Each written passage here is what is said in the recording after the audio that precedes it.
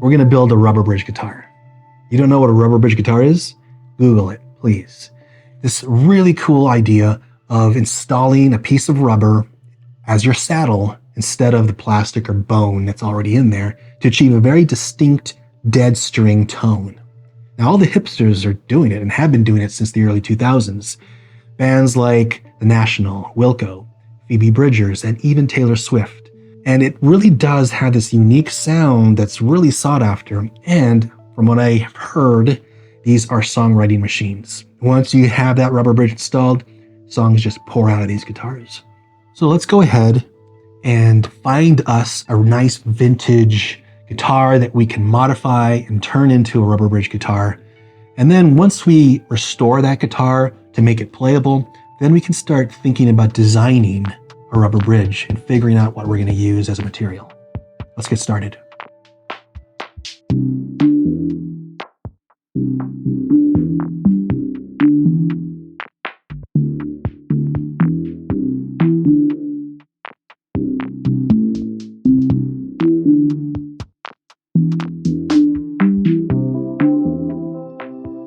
So, I picked up a Harmony Stella H929 fairly inexpensively on eBay. I think I paid $49 for it. It didn't come with the bridge, which is perfect. So the floating bridge on this guitar had probably been missing for years. That's okay because we want to make, or at least modify one of these guitars to become a rubber bridge guitar. So it not having the bridge is just perfect. We're going to make our own from scratch. But first, we have to completely fix up this guitar. And I'm talking everything. We need to assess it, determine the damage, glue any cracks, refret completely, and then we'll be able to actually design and build a rubber bridge for it. But let's go ahead and unbox it real quick.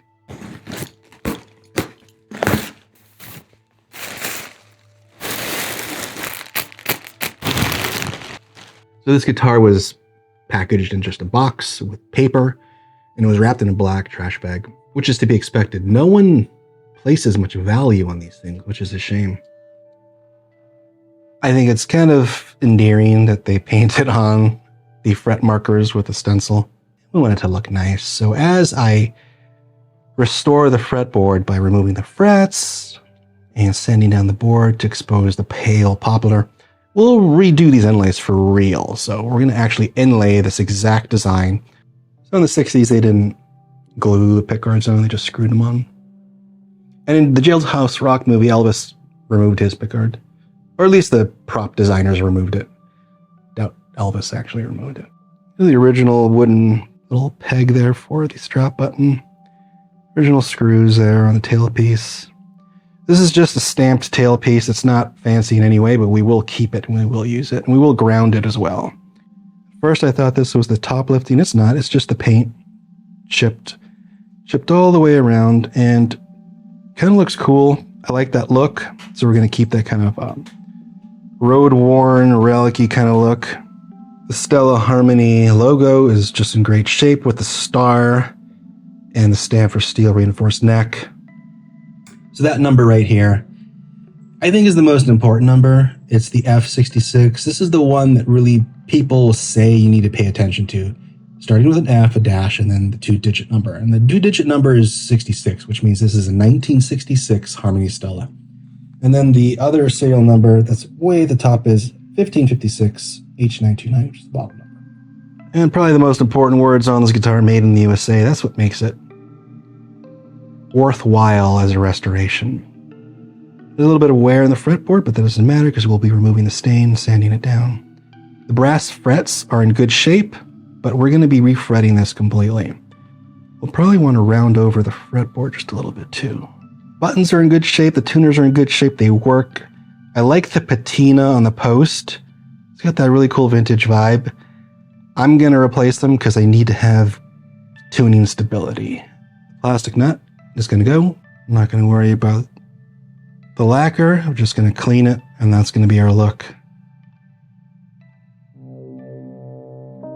I'm going to take these screws out to remove the pickguard because Elvis Presley didn't have a pickguard on his.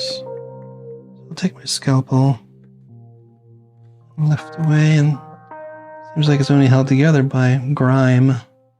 Quite a difference in color, so more of a pumpkin orange on this side, more yellow on that side. Let's go ahead and clean up at least some of the grime there.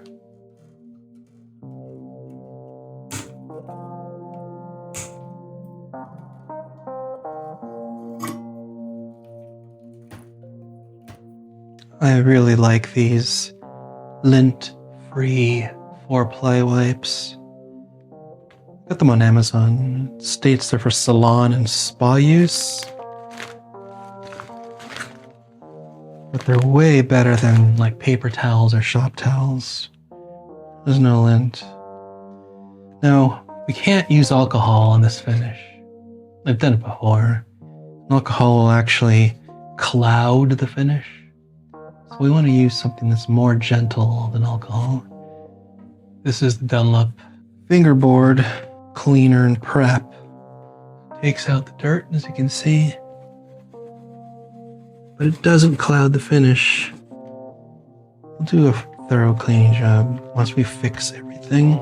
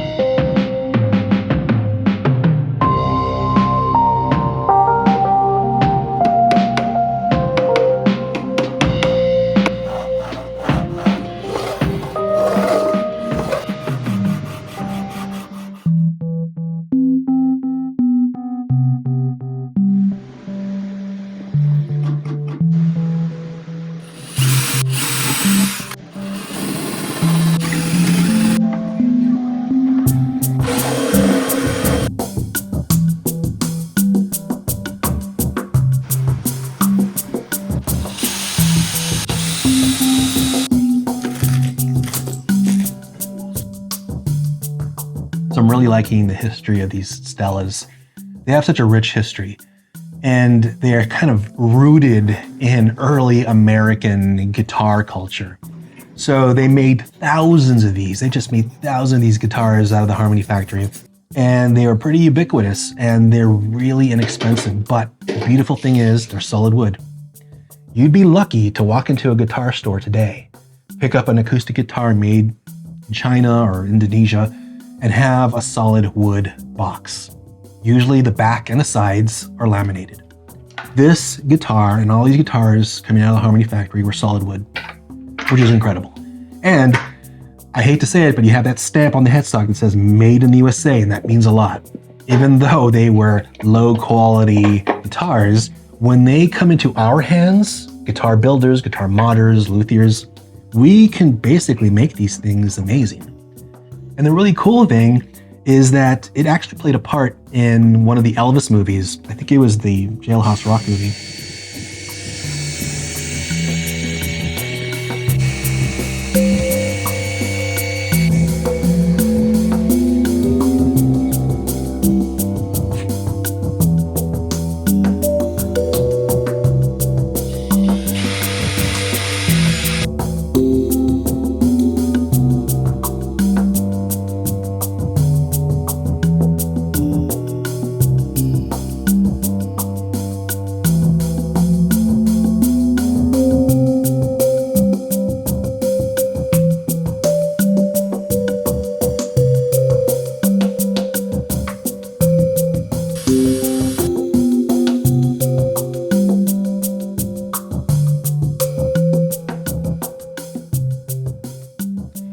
And then we get to the point now where we need to start thinking about a rubber bridge.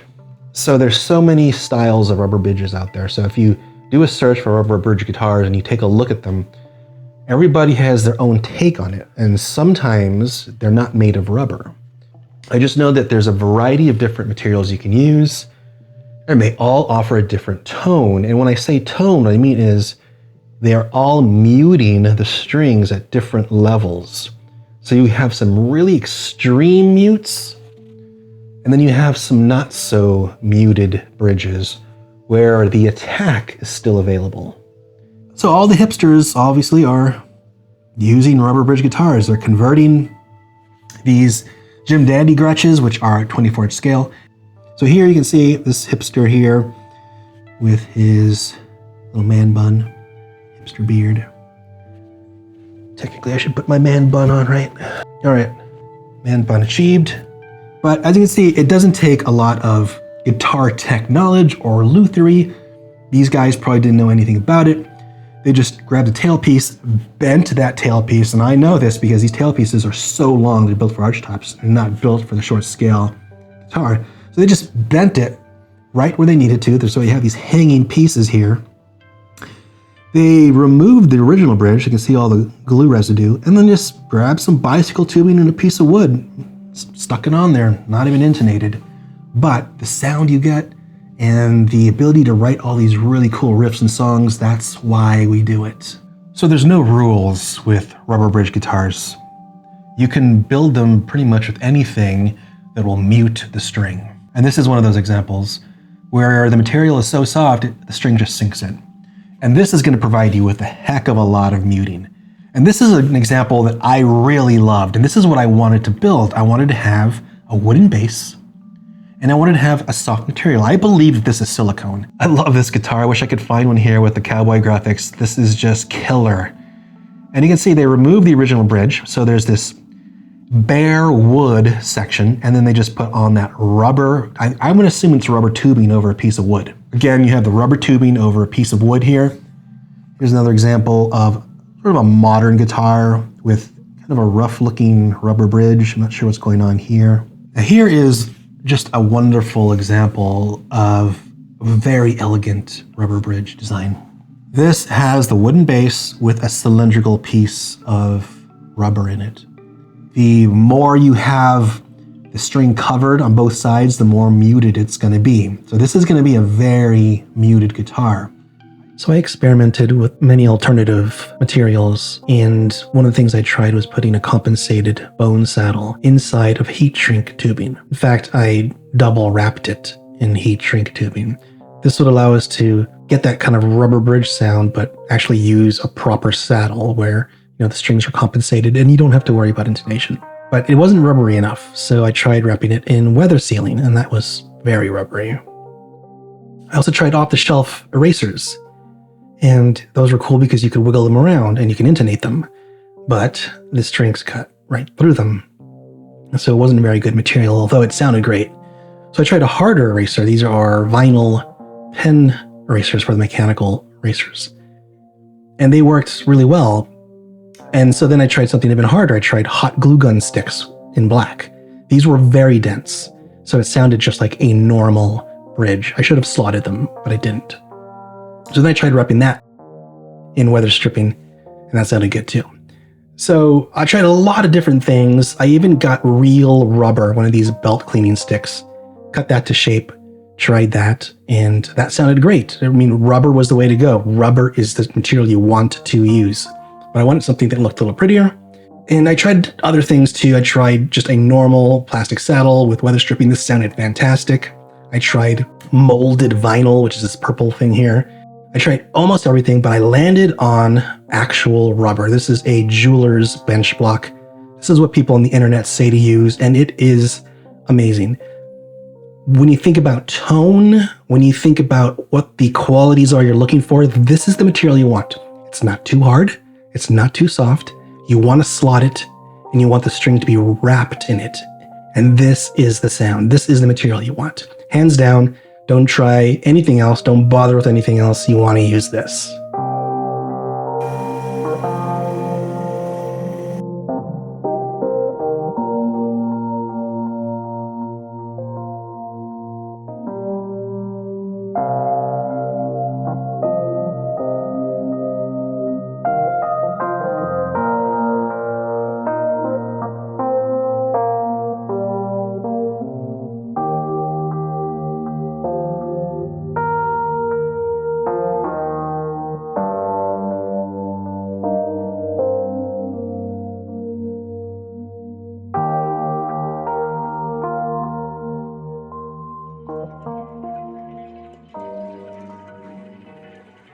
think the whole point of these rubber bridge conversion guitars has to do with inspiration. They're inspiring in the sense that they provide a tone that you don't commonly hear. And that inspiration translates into music. It's really hard to articulate what the tone is. It's kind of like a thump or a thwack, like it's running through a low-pass filter. But there's something mellow and true about it. You won't know until you try one yourself or build one yourself. Give it a shot. Thanks for watching. Take it easy.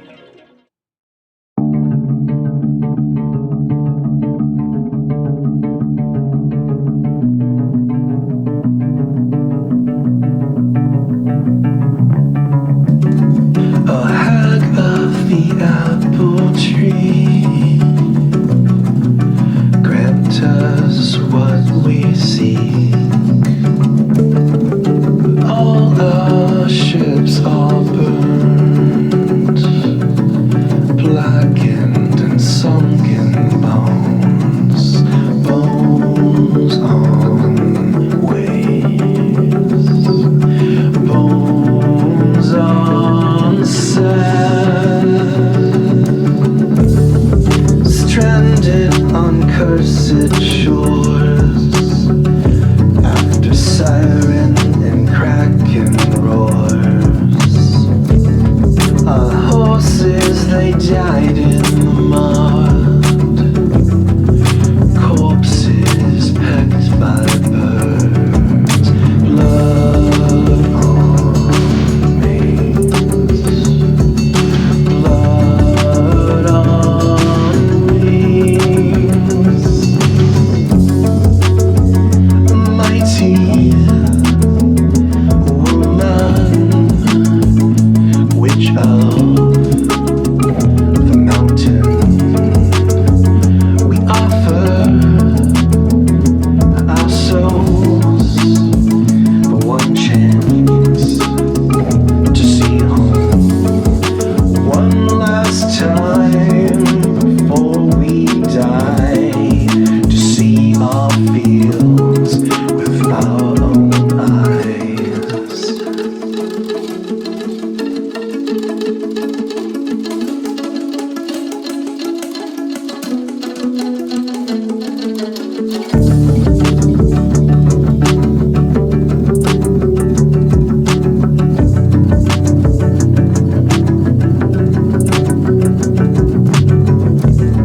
We're inches away